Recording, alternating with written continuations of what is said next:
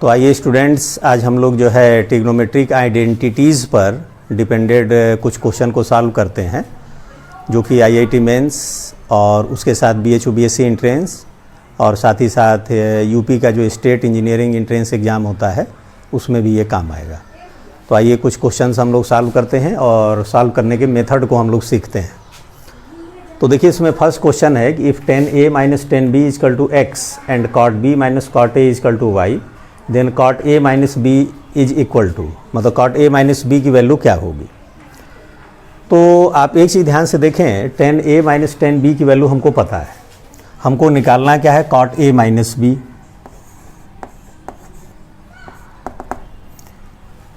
तो cot a minus b को हम लोग लिख सकते हैं 1/10a minus b,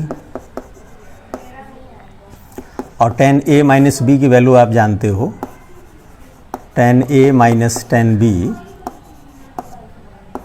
whole upon 1 plus 10a 10b। अब ये 10a 10b आपका न्यूमरेटर में आ जाएगा, तो 1 plus 10a 10b upon 10a minus 10b।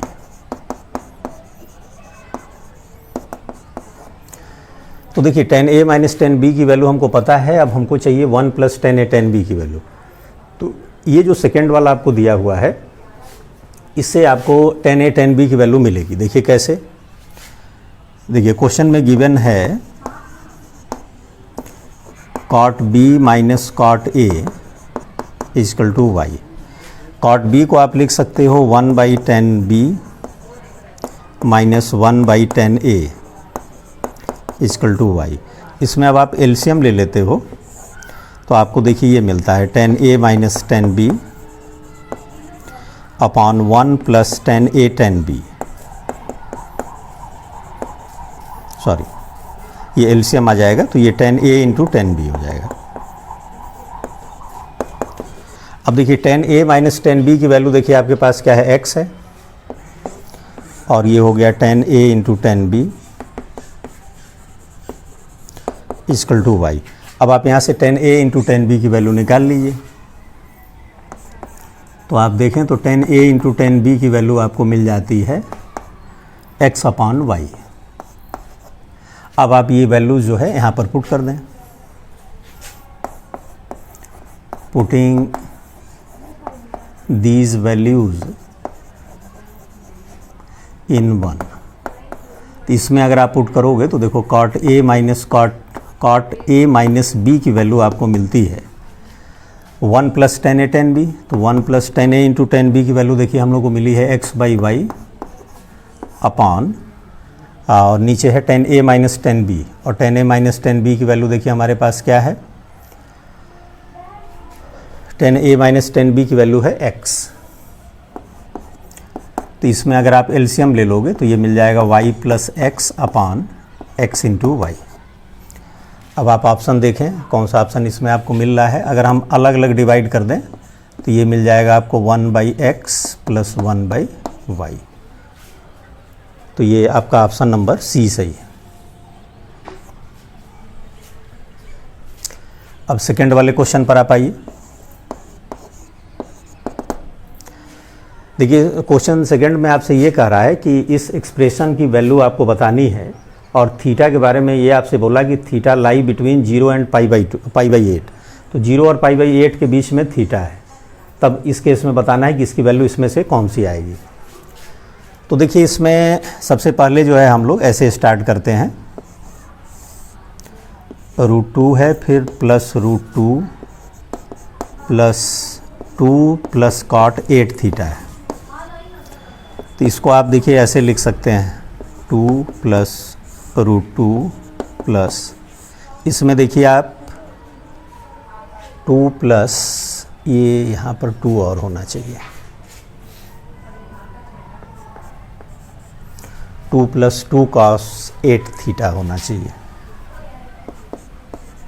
इसमें देखिए अगर आप 2 कॉमन ले लोगे तो ये हो गया 1 प्लस cos 8 थीटा।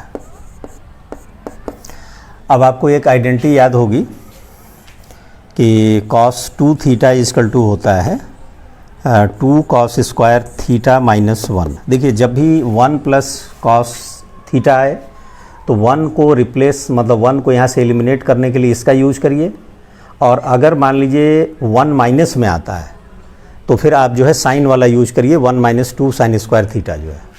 ये वैल्यू अगर हम लोग यहाँ पुट करते हैं तो देखिए क्या आता है, तो 2 प्लस √2 प्लस √2, और यहाँ से देखें आप 1 प्लस कॉस 2 थीटा की वैल्यू है 2 कॉस स्क्वायर थीटा, तो यहाँ पर आपका इसका जस्ट हाफ हो जाएगा, तो ये हो जाएगा आपका कॉस स्क्वायर 4 थीटा। अब आप ये यहाँ पर ध्यान से देखिएगा कि ये क्यों दिया हुआ है। जनरली इस पर बच्चे ध्यान नहीं देते हैं, और इस पर ध्यान न देने से क्या होता है कि क्वेश्चन के आंसर पे फ़र्क पड़ जाता है। देखिए बहुत से स्टूडेंट्स को ये नहीं पता होता है कि √x² का मतलब होता है मॉड x, मतलब इसकी वैल्यू जब भी आएगी तो पॉजिटिव आएगी। तो यहाँ पर अगर आप ध्यान से देखें तो यहाँ पर जब हम लोग वैल्यू पुट करेंगे, देखिए ये एक 2 तो पहले से है इनटू, और ये इसका वाला आ गया। जैसे cos 1 प्लस कॉस 8 थीटा की वैल्यू जब हमने यहाँ से पुट की, देखो 1 को इधर ट्रांसफ़र करोगे तो 1 plus cos 2 theta is equal to ये हो गया, मतलब जो ये एंगल है उसका जस्ट हाफ हो गया। तो यहाँ पर cos 8 है तो 8 का जो है जस्ट हाफ हो जाएगा 2 कॉस स्क्वायर 4 थीटा, ये चीज़ है। तो 2 इंटू 2 का तो स्क्वायर रूट 2 बाहर आ गया, तो ये देखिए आ गया आपका 2 प्लस, फिर ये आ गया √2 प्लस।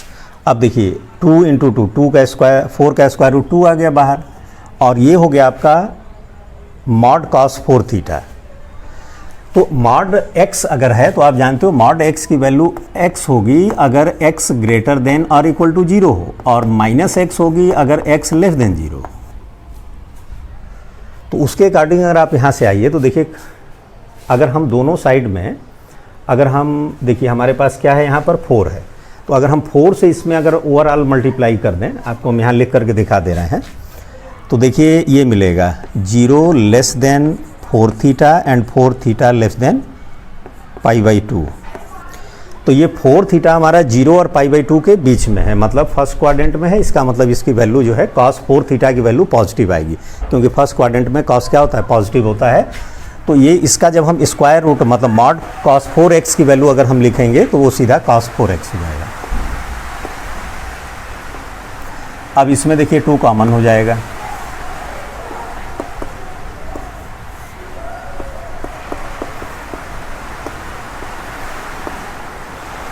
अब फिर यहाँ से 1 प्लस कॉस 4 थीटा की वैल्यू अगर हम यहाँ से पुट करें तो ये आ जाएगा 2 कॉस स्क्वायर 2 थीटा आ जाएगा।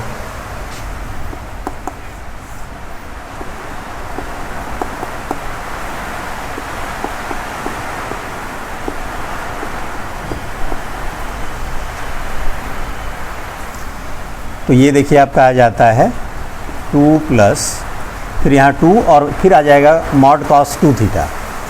तो जब 2 थीटा अगर आप निकालोगे, जैसे इसमें आपने ओवरऑल 2 से मल्टीप्लाई किया, तो ये देखिए आ जाएगा 0 less than 2 theta, 2 theta less than आ जाएगा π/4। तो फिर ये फर्स्ट क्वाड्रेंट में है, फिर इसकी वैल्यू पॉजिटिव हो जाएगी, तो आप इसको लिख देंगे cos 2 थीटा। फिर इसमें देखिए 2 कॉमन ले लीजिए आप, तो ये आ गया 1 प्लस कॉस 2 थीटा, और 1 प्लस कॉस 2 थीटा। अब 1 प्लस कॉस 2 थीटा की वैल्यू देखिए अगर हम यहाँ से निकालेंगे तो आ जाएगा 2 कॉस स्क्वायर थीटा,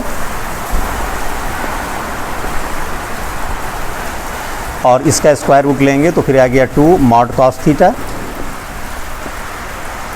और आप देख रहे हो कि थीटा जो है वो 0 और π/8 के बीच में मतलब फर्स्ट क्वाड्रेंट में है, तो कॉस थीटा की वैल्यू क्या होगी, यहाँ से पॉजिटिव हो जाएगी, तो ये हो जाएगा 2 कॉस थीटा।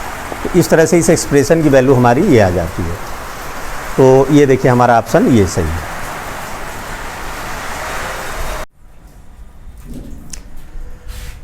तो आइए स्टूडेंट्स, अब हम लोग इसके कुछ क्वेश्चन और करते हैं। इसमें आप देखें क्वेश्चन नंबर 4 में थोड़ा सा ट्रिक ज़्यादा यूज होना है, तो पहले इसको कर देते हैं, फिर क्वेश्चन नंबर 3 करते हैं। तो देखिए क्वेश्चन नंबर 4 आप यहाँ पर देख रहे हो, इसमें ये चीज़ ज़्यादा यूज होगा, इसको थोड़ा सा आप समझ लीजिए। जब भी कोई एक्सप्रेशन ट्रिग्नोमेट्रिक में, इसका जो है आप समझिए डिफ्रेंसिएशन में भी यूज होता है, इंटीग्रेशन में भी यूज होता है, तो इसको बहुत अच्छे से आप याद रखिएगा जो ये बताया जा रहा है। जब भी कोई एक्सप्रेशन इस फॉर्म में हो, a sign alpha plus minus b cos alpha या a cos alpha plus minus b sine alpha, तो पहले इसको इस तरीके से सिंप्लीफाई किया जाता है। देखिए क्या करना है इसमें आपको कि साइन अल्फा और कॉस अल्फा का जो कोफिशिएंट है इसका पहले स्क्वायर करके सम कर लीजिए, और जो आता है उसका पहले स्क्वायर रूट ले लीजिए। तो उस स्क्वायर रूट से देखिए, अब यहाँ साइन अल्फा का कोफिशिएंट ए है, कॉस अल्फा का बी है, तो आपने ए स्क्वायर प्लस बी स्क्वायर का स्क्वायर रूट ले लिया। अब इससे आपको मल्टीप्लाई करना है और डिवाइड करना है, तो जो डिवाइड वाला है वो अंदर डिवाइड होगा और मल्टीप्लाई बाहर रहेगा। तो देखिए हमने जब डिवाइड किया तो a upon under root a square plus b square sine alpha plus b upon under root a square plus b square cos alpha. अब हमको ये डिसाइड करना है कि फार्मूला साइन में बनाना है कि कॉस में बनाना है। तो अगर साइन में बनाना है तो आप याद करो sine a cos b plus cos a sine b होता है।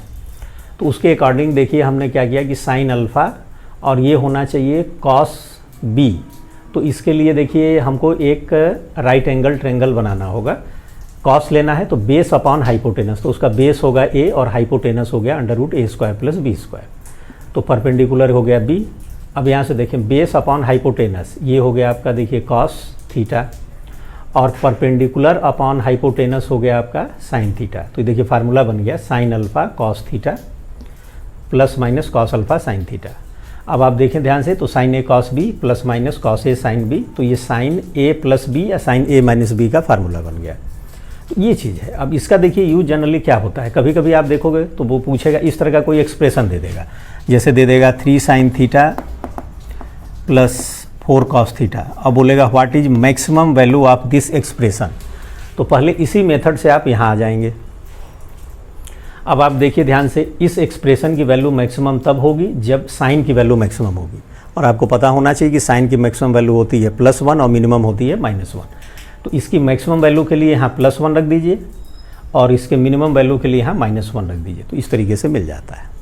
और बाकी जो है ये देखिए मैक्सिमम और मिनिमम वैल्यू हो गई, और इसका जो अदर वैल्यूज होगा वो इन दोनों के ठीक बीच में होगा।